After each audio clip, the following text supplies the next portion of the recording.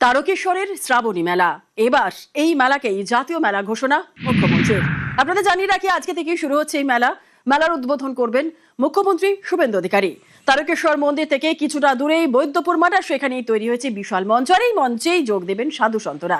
আর কি কি ব্যবস্থা রয়েছে, আজ সারা দিন কি হবে মেলাতে, পুরো বিষয়টি নিয়ে আপডেট নেব। আমাদের সঙ্গে রয়েছেন আমাদের প্রতিনিধি ভেঙ্কটেশ্বর লাহিড়ী। ভেঙ্কটেশ্বর, দেখো জুনেরা, ইতিমধ্যেই শ্রাবণী মেলাকে জাতীয় মেলা হিসেবে ঘোষণা করা হয়েছে এবং আজকে মুখ্যমন্ত্রী শুভেন্দু অধিকারী বিকেল 4:30টার সময় এই শ্রাবণী মেলার উদ্বোধন করবেন।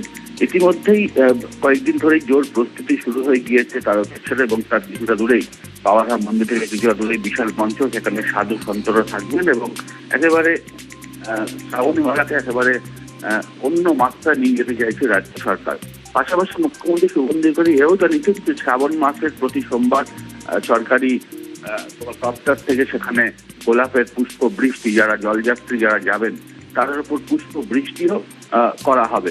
অর্থাৎ শ্রাবণী মেলাকে একটা অন্য রূপ দিতে চাইছে নতুন সরকার, এবং ইতিমধ্যেই সাজুরাও আজকে থেকেই শুরু হচ্ছে শ্রাবণী মেলা, এবং মুখ্যমন্ত্রী শুভেন্দু অধিকারী আজকে বিকেলে গিয়ে সেই মেলার উদ্বোধন করবেন। এখন মুখ্যমন্ত্রী আজকে ওখানে গিয়ে আজকে তার বক্তব্য সেখান থেকে কি বার্তা দেন এবং শ্রাবণী মেলাকে এবং পাশাপাশি এই তারকেশ্বর বাবাধামকে নিয়ে আগামী দিনে কি পরিকল্পনা রয়েছে। ইতিমধ্যেই মুখ্যমন্ত্রী জানিয়েছেন যে তারকেশ্বর ধামকে নতুন ভাবে সাজিয়ে তোলার একটা উদ্যোগ নেওয়া হয়েছে।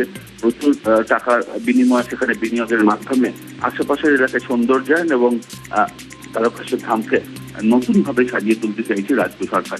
আজকে মুখ্যমন্ত্রী বিকেল 4:30টার সময় যাবেন, তিনি শ্রাবণী মেলার উদ্বোধন করবেন এবং তারপরে তিনি তার বক্তব্য সেখান থেকে আর কি বার্তা দেন সেটাই এখন দেখার। একেবারে ধন্যবাদ।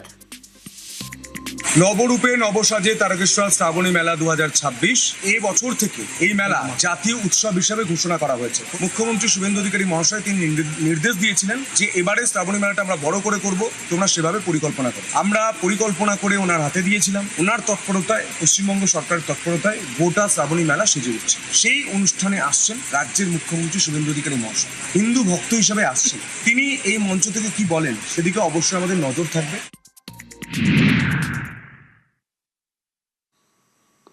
জগদ্ধাত্রী পুজোয় আলোর ম্যাজিক দেখায় চন্দননগর। এবার শ্রাবণী মেলায় চন্দননগরের আলোর জাদু, মায়াবী আলোর রোশনাই। বৈদ্যবাটি নিমাই তীর্থঘাট থেকে তারকেশ্বর মন্দির, গোটা রাস্তায় সেজে উঠছে আলোর মালায়। তারকেশ্বর মন্দিরও সাজছে চন্দননগরের আলোয়। লোকাল ফর ভোকাল ডাক দিয়েছেন প্রাইম মিনিস্টার প্রধানমন্ত্রী নরেন্দ্র মোদী। চন্দননগরের লাইট গোটা রাজ্যের যে রিসোর্স তা কাজে লাগিয়ে আমরা পুরো অনুষ্ঠানটাকে সাফল্যমণ্ডিত করব।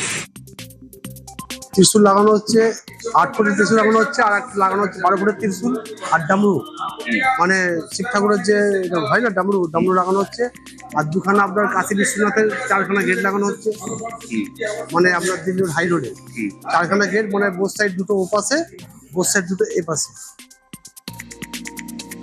নতুন সরকার এসে আলোক শিল্পীদের জন্য যে চিন্তা ভাবনা করছে, এটা তো আমরা শুনেছি, খুব ভালোই লেগেছে।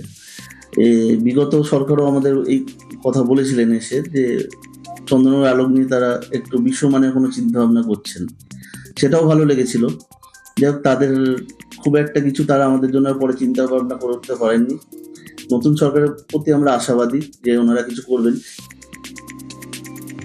চন্দননগরের আলো দিয়ে শ্রাবণী মেলায় সাজানো হবে। সারা নিমাইতেত্রী ঘাট থেকে আরম্ভ করে আপ টু তারকেশ্বর মন্দিরও। এই কন্ট্রাক্টগুলো পেয়েছে হচ্ছে কলকাতার সব পিডব্লিউ কন্ট্রাক্টর, তারা এবার চন্দননগরের লোককে কন্ট্রাক্টরদের ভাগ করে দিচ্ছে।